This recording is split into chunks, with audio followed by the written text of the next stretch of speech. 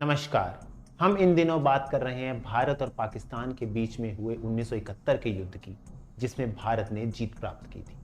ऐसी जीत जो विश्व इतिहास के अंदर सबसे बड़ी जीत में शुमार है।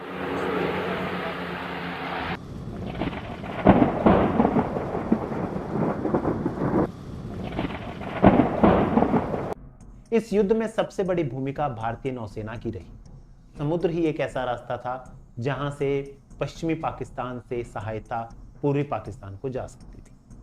पाकिस्तानी सेना के लिए सबसे महत्वपूर्ण था कराची का एयरबेस और कराची बंदरगाह। कराची बंदरगाह पाकिस्तानी नौसेना का सबसे बड़ा बेस था। साथ ही वो इकोनॉमिक पॉइंट ऑफ व्यू से भी बहुत ज्यादा इंपॉर्टेंट था। जैसे मुंबई को भारत की आर्थिक राजधानी कहा जाता है, वैसे ही कराची पाकिस्तान की आर्थिक राजधानी कही जाती है। उसको खत्म करने का मतलब है आधे युद्ध को जीतना। यानी भारतीय नौसेना का मुख्य लक्ष्य है कराची। पाकिस्तान ने भारत के 11 हवाई ठिकानों पर हमले करके युद्ध की शुरुआत कर दी थी और भारत भी इसी फिराक में था कि भारत को अंतरराष्ट्रीय दबाव ना झेलना पड़े, यानी भारत युद्ध की पहल ना करे। और हुआ भी ऐसा। पूर्वी पाकिस्तान में हो रहे अत्याचारों से तंग आकर वहां की जनता भारत में शरण लेने को मजबूर थी।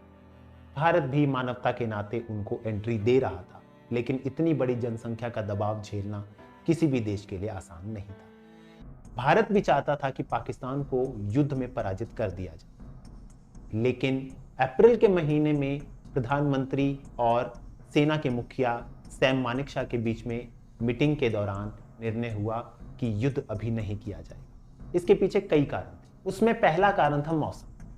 अप्रैल के महीने के बाद जून और जुलाई के महीनों में बंगाल की खाड़ी में चक्रवात के द्वारा भारतीय तटीय क्षेत्रों में मूसलाधार बारिश होती है। सेना को उन दिनों पूर्वी पाकिस्तान में ऑपरेशन चलाने के लिए मुसीबत का सामना करना पड़ा। सैम मानेकशॉ चाहते थे कि इतने समय के लिए भारतीय सेना पूर्वी पाकिस्तान की तरफ युद्ध करने के लिए तैयार हो जाए, यानी उनको ट्रेनिंग दे दी जाए और अंतरराष्ट्रीय समझौतों के द्वारा अंतरराष्ट्रीय दबाव को कम किया जाए। क्योंकि अमेरिका पाकिस्तान का बहुत अच्छा दोस्त था, वो हर समय उसकी सहायता करता। अमेरिका भारत पर कूटनीतिक दबाव डालता था। दूसरा कारण यह था कि अगर पूर्वी पाकिस्तान पर हमला कर दिया जाए तो पश्चिमी पाकिस्तान कश्मीर और पंजाब के रास्ते युद्ध के मोर्चे खोल सकता है और चीन भी इसी मौके की फिराक में फायदा उठा सकता है। तो भारतीय सेना को तीन तरफ से युद्ध लड़ना पड़ेगा। इसके लिए भारतीय सेना अभी उतनी तैयार नहीं है, क्योंकि उसके पास उतने ज्यादा अत्याधुनिक हथियार भी नहीं। इंटेलिजेंस अपना काम कर रही थी। इंटेलिजेंस बार बार सूचना दे रही थी कि पाकिस्तान भारत पर कभी भी हमला कर सकता है। पीएनएस गाजी आईएनएस विक्रांत के लिए बड़ा खतरा थी, जिसे भारतीय अधिकारियों द्वारा बड़ी सूझबूझ से विक्रांत की रक्षा भी की गई और पीएनएस यह भारतीयों की तरफ से नौसेना का जीत का पहला कदम था। भारतीय नौसेना कराची की नाकेबंदी करना चाहती थी ताकि हर प्रकार से हमले को भी रोका जा सके और भारतीय सैनिकों, नौसेना, भारतीय बेड़ों, समुद्री जहाजों की हर प्रकार से रक्षा भी की जा सके तथा पूर्वी पाकिस्तान में सेना के चल रहे ऑपरेशन में किसी प्रकार की बाधा भी ना हो। उस समय भारतीय नौसेना के प्रमुख एसएम नंदा थे। एडमिरल एसएम नंदा ने युद्ध के कई वर्षों बाद किसी एक न्यूज चैनल में इंटरव्यू के दौरान बताया था कि उनकी खुद की पहली पोस्टिंग कराची बंदरगाह पर ही हुई थी, तो वो कराची बंदरगाह को बहुत अच्छे से जानते थे। उन्होंने अपने इंटरव्यू में यह भी बताया था कि अगर पाकिस्तान की नौसेना कभी भारतीय नौसेना के लिए खतरा पैदा करे तो वो कराची के बंदरगाह में आग की लपटें देखना चाहते हैं। भारतीय नौसेना ने भी अपने अत्याधुनिक हथियारों में वृद्धि करनी शुरू कर दी थी। हालांकि युद्ध से पहले ही सोवियत संघ की सरकार के साथ भारतीय सरकार का एक समझौता हो गया था और उसमें कुछ रक्षा सौदे भी किए गए।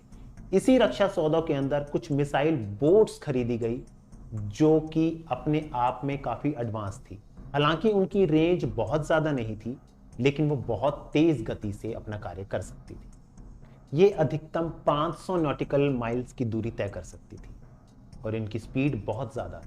इनकी रडार क्षमता बड़ी गजब की थी तथा मिसाइलें अचूक निशाना लगाती थी। कराची बंदरगाह को समाप्त करने में भारतीय इंटेलिजेंस एजेंसी रॉ की बड़ी भूमिका थी।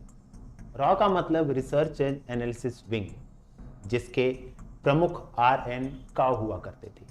ये वही काओ थे जिन्होंने रॉ को इतना शक्तिशाली और इतना मजबूत संगठन बनाया। रॉ ने अपने जासूसों के माध्यम से कराची बंदरगाह का ब्लूप्रिंट बनाया। यह भी कहा जाता है कि इस ब्लूप्रिंट को बनवाने में एक पारसी व्यापारी ने भी मदद की थी। पारसी व्यापारी ओमान, कतर, कराची और मुंबई के बंदरगाहों पे अक्सर व्यापार करने के लिए आया जाया करते थे। वो पारसी व्यापारी पेशेवर डॉक्टर था। जासूस उस डॉक्टर की नाव में बैठकर मरीज के रूप में गए तथा छुपकर अपने साथ कैमरा और बहुत सारे इक्विपमेंट साथ ले गए थे। कराची बंदरगाह में उन्होंने कैसे भी प्रवेश करके वहां के बहुत सारे फोटोग्राफ्स खींच लिए थे तथा यही एविडेंस के तौर पर उन्होंने भारतीय नौसेना को प्रोवाइड करवाए थे। एडमिरल SN नंदा ने इन्हीं फोटोग्राफ्स को देखकर काफी हद तक आइडिया लगा लिया था कि कराची बंदरगाह पहले से बहुत ज्यादा एडवांस हो चुका है। वहां पर अमेरिकी रडार भी लगे हुए हैं, वहां पर 2 हवाई ठिकाने भी हैं। यानी अगर भारतीय सेना कराची बंदरगाह पे हमला करती है तो बचने के लिए बहुत कम समय होगा। भारतीय नौसेना ने अपने आप को अधिक प्रभावशाली बनाने के लिए जब सोवियत संघ से समझौते किए थे तो यहां से अपने सैनिकों को सोवियत संघ में ट्रेनिंग के लिए भी भेजा था, ताकि कम समय में अधिक से अधिक क्षमता के साथ भारतीय नौसेना उनके द्वारा दिए गए हथियारों और बोट्स को इस्तेमाल कर सके। सोवियत संघ में ट्रेनिंग के दौरान उन्होंने विदेशी भाषा भी सीखी, ताकि रेडियो फ्रीक्वेंसी पर कभी भी एक दूसरे को मैसेज देते समय ये लोग विदेशी भाषा का प्रयोग करें, ताकि पाकिस्तानी अगर रेडियो फ्रीक्वेंसी पर मैसेज को डिकोड करें तो उन्हें समझ में ना आए। सेना ने दिल्ली हेडक्वार्टर के साथ मिलकर कराची को तबाह करने का ब्लूप्रिंट तैयार कर लिया। 4 दिसंबर की रात 3 सोवियत बोटें INS निपट, INS निर्घट और INS वीर कराची के लिए रवाना हो जाती हैं। उस समय कराची के दक्षिण पश्चिम में PNS खैबर नाम का एक पाकिस्तानी युद्धपोत गश्त कर रहा था। ये PNS खैबर वही है जिसने 1965 में भारत की ओखा बंदरगाह यानी द्वारका के पास तबाही मचाई थी।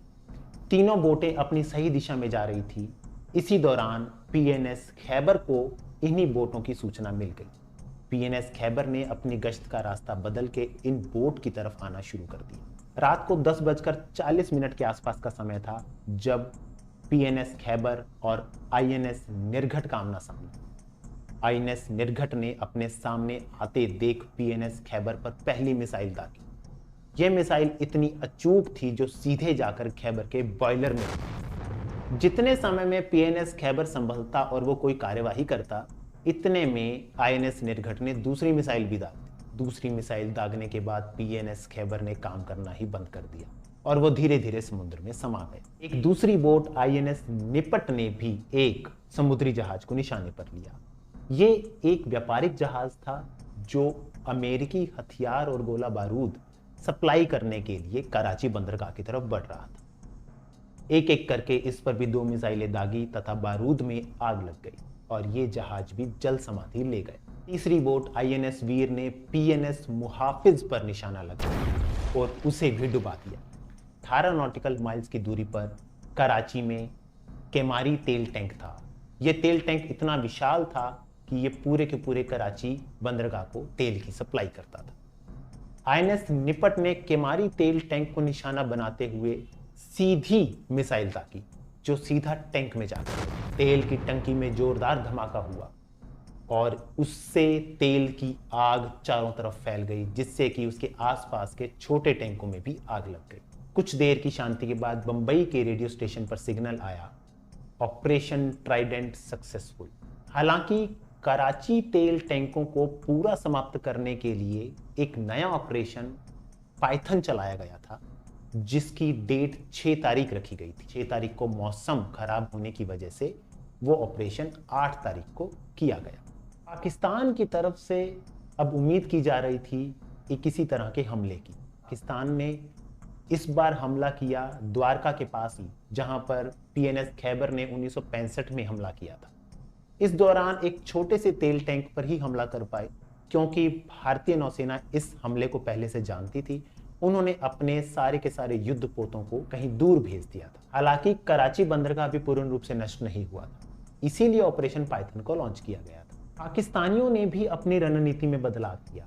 अब वो सीधे युद्ध नहीं लड़ पा रही थी, क्योंकि भारतीय युद्धपोतों ने पाकिस्तान की कराची बंदरगाह को पूर्ण रूप से घेर रखा था। पाकिस्तानी नौसैनिक अब मर्चेंट नेवी के माध्यम से, यानी कि व्यापारिक जहाजों के माध्यम से छुप छुप कर भारत पे हमला करने की फिराक में थे, क्योंकि भारतीय घेराबंदी को तोड़े बिना वे पूर्वी पाकिस्तान की मदद नहीं कर पा रहे थे और पूर्वी पाकिस्तान उनके हाथों से धीरे धीरे निकल रहा था, क्योंकि भारतीय सेना की ऑपरेशन पूर्वी पाकिस्तान में लगातार जारी थी। ऑपरेशन पाइथन के अंतर्गत कराची को कंप्लीटली यूजलेस बनाने की कोशिश की जा रही थी, यानी कि कराची अगर कंप्लीटली तौर पर यूजलेस हो जाए तो भारत आधे से ज्यादा युद्ध जीत जाए। ऑपरेशन पाइथन को कंप्लीट करने के लिए आईएनएस विनाश, आईएनएस त्रिशूल और आईएनएस तलवार जैसे युद्धपोतों को काम पर लगाया गया। सबसे बड़ी जिम्मेदारी यहां पर आईएनएस विनाश की थी। इस ऑपरेशन को लेफ्टिनेंट कमांडर विजय जयरथ लीड कर रहे थे। कराची की तरफ बढ़ते हुए आईएनएस विनाश में कुछ तकनीकी दिक्कतें आ गई थी। कराची को अपने निशाने पर लेने के बाद जब आईएनएस विनाश की बिजली चली गई तो आईएनएस विनाश पायलट मोड पे आ गया और उसे कंप्लीटली तौर पर मिसाइलें दागने के लिए मैनुअल मोड का इस्तेमाल करना था। मैनुअल मोड यानी कि ऑटोमेटिकली काम ना करते हुए मैनुअली तौर पर मिसाइलों को लॉन्च करना। विजय जयरथ ने मैनुअली तौर पर मिसाइल लॉन्च कर दी। वे नहीं चाहते थे कि पाकिस्तानियों को इनकी खबर लगे और वो किसी भी प्रकार का आक्रमण पहले कर दे। आक्रमण करने के लिए कमांडर जयरथ ने मिसाइल को मैक्सिमम रेंज पर सेट कर दिया तथा मैक्सिमम रेंज से ही मिसाइल को लॉन्च किया गया। इसी दौरान आईएनएस त्रिशूल और आईएनएस तलवार से मैसेजेस आए कि ऐसी दिवाली जिंदगी में नहीं देखी गई। इतनी बड़ी आगजनी हुई जिसका अंदाजा शायद विजय जयरथ को भी नहीं था। केमारी के डिपो में इतनी भयंकर आग लगी कि जिसकी लपटें 60 मील की दूरी से भी देखी जा सकती थी। दूसरी मिसाइल पीएनएस ढाका को लगी जो कि समुद्र में डूब गया। तीसरी मिसाइल पनामा से आ रखे एक तेल टैंकर को लगी जिसका नाम गल्फ स्टार था। चौथी मिसाइल एक ब्रिटेन से आए व्यापारिक पोत को लगी। इस प्रकार से आईएनएस विनाश ने अपनी चारों मिसाइलें यूज की तथा वह वापसी की तरफ बढ़ गए। कराची के तेल डिपो में लगी आग को 7 दिनों तक नहीं बुझाया जा सका। यह आग इतनी भयानक थी कि जिसे कई 100 किलोमीटर दूर से देखा जा रहा। आग के धुएं की वजह से 3 दिन तक कराची के लोगों ने सूर्य नहीं देखा। कराची पर हवाई हमला करने गए वायुसेना के अधिकारियों ने बताया कि इतनी बड़ी आग शायद एशिया की अब तक की सबसे बड़ी आगजनी की घटना थी। अगर पूरे नुकसान का आकलन किया जाए तो उस समय के हिसाब से $3 अरब का बहुत बड़ा नुकसान। पाकिस्तानी नौसेना की क्षमता समाप्त हो गई। कराची बंदरगाह की घेराबंदी कर दी। अब कोई भी जहाज भारतीय नौसेना की अनुमति के बिना ना तो अंदर जा सकता था ना ही कराची बंदरगाह से बाहर आ सकता था। इस घटना का पूरा हाल सोवियत संघ के सैटेलाइट से वहां के सेनाध्यक्ष भी देख रहे थे। सोवियत संघ से ली गई नौकाओं के बारे में सोवियत संघ खुद इतना नहीं जानता था कि इस नौकाओं को अटैकिंग मोड में भी इस्तेमाल किया जा सकता है। वह भारतीय नौसेना की इस प्रकार की कार्यवाही से बहुत अधिक प्रभावित हुए। एडमिरल गोर्शकोव कुछ समय बाद भारत भी आए थे। उन्होंने स्पेशली तौर पर उन नौसेना के अधिकारियों से मिलने की इच्छा जताई जिन्होंने इन्हीं बोट के माध्यम से पाकिस्तान की कराची पर हमला किया था।